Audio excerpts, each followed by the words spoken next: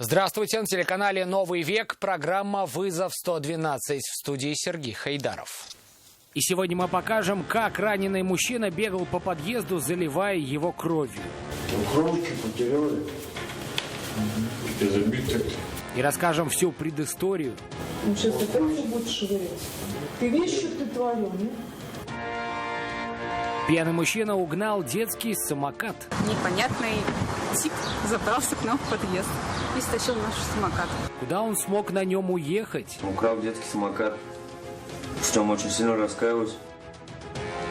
И почему мотоциклист на полной скорости вылетел из седла на улице Девятаева? У него аж заднее колесо наверх поднялось, и он просто кувырками полетел. Какую роль тут сыграл мимо проезжающий таксист? Отсюда быстрее, он вышел. Вот отсюда дорога, пошел на скорость. Это и не только прямо сейчас.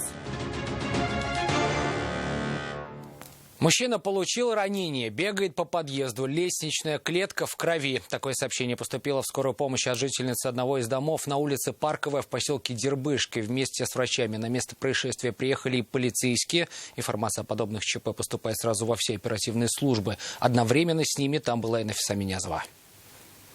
Я посуду, руку порезал. В своих ранах мужчина никого не винил, кроме самого себя. Об этом прямо и заявил как медикам, так и приехавшим вместе с ними полицейским. Врачей вызвала его супруга. Женщина испугалась, что ее муж просто истечет кровью. А что до этого делали? Сидели, выпивали?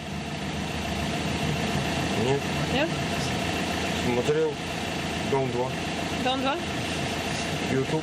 В чем была причина конфликта, ни мужчина, ни женщина рассказывать не пожелали, но нетрезвый супруг сперва разгромил квартиру. Осколками посуды разрезал себе руку, уверяют, что случайно. Затем, все еще не успокоившись, стал бегать по подъезду, залив его весь кровью. К этому времени приехали врачи, они оказали ему помощь на месте. Ехать в больницу мужчина отказался, предпочел вернуться домой. Я хочу водички попить, как минимум. Кровочки потеряли. Забиты. Но жена пускать его, тем более в таком состоянии, была не рада. Он сейчас опять не будет шевелиться. Ты видишь, что ты творил, нет? Работы для стражей порядка тут не было. Мужчина порезался сам, а привлекать его к ответственности за разгромленное жилье женщина не стала. Нафиса Минязова, Константин Бушуев, вызов 112. Жизнь 26-летнего мужчины унесла авария в Набережных Челнах. По данным госавтоинспекции, двигаясь по улице Садоводческая, водитель «Лады Гранта» не выбрал безопасную скорость и не учел дорожные условия, в результате чего его машина опрокинулась и въехала в железобетонный забор. Автомобилист получил травмы, несовместимые с жизнью, и скончался еще до приезда медиков. Его машина превратилась в металлолом.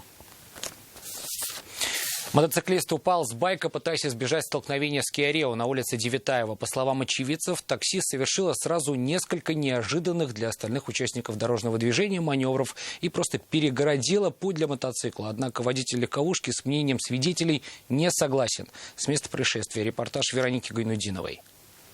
На тормоза нажал, у него аж заднее колесо наверх поднялось, и он просто кувырками полетел. Мотоцикл отлетел в одну сторону, байкер в другую. Мужчина упал там, где и стал тормозить. Его транспортное средство пролетело кубарем по дороге еще несколько десятков метров. Причина резкого торможения проста. 35-летний водитель мотоцикла пытался не врезаться в Kia Rio и сохранить себе жизнь. По предварительным выводам автоинспекторов, 20-летний водитель иномарки при перестроении создал для него помеху. Таксист начал выезжать, и, получается, вот в эту сторону, и резко повернул направо в обратно. Однако сам водитель иномарки с их мнением не согласен. Отсюда быстрее, он вышел. Вот отсюда дорога, пошел на скорость. Не остановился, пешеход и ждал, не ждал. На место происшествия прибыли медики и полицейские. Фельдшеры скорой сперва пытались оказать пострадавшему помощь на месте, но затем все же решили его госпитализировать. Мужчина сильно ударился головой. Уже в больнице при детальном исследовании у него не нашли тяжелых травм. Байкер отделался ушибами. Кто же на самом деле виноват в произошедшем, предстоит разобраться автоинспекторам на детальном разборе. Это будет не так просто. Столкновения между мотоциклом и автомобилем не было. Вероника Гайнудинова, Нафиса Минязова, Наиль Абдуллин, вызов 112.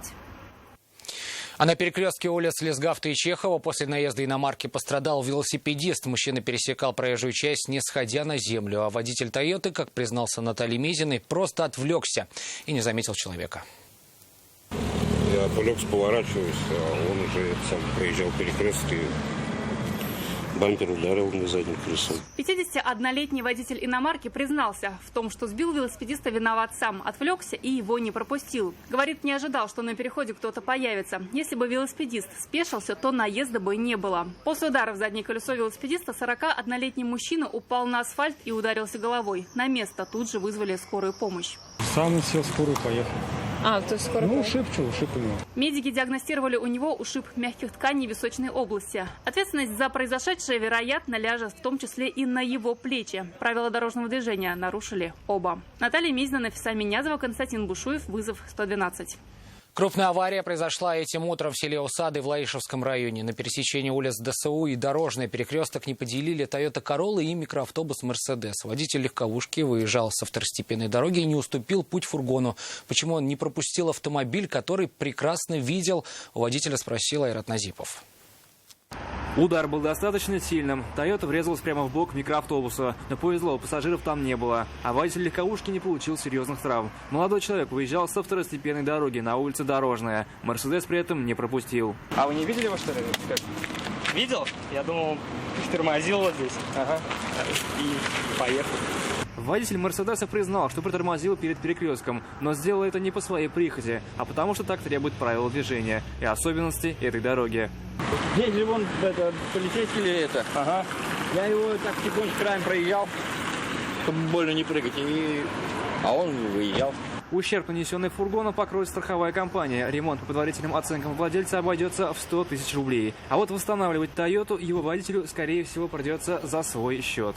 Айрат Назипов, Константин Бушуев. Вызов 112. Полицейские Альметьевска раскрыли кражу детского самоката. Выяснилось, что нетрезвый 20-летний парень зашел в подъезд и заприметил двухколесное средство передвижения на лестничной площадке. Правда, покататься на нем в свое удовольствие молодой человек не смог. Почему, ответит Салават Мухаммадуллин.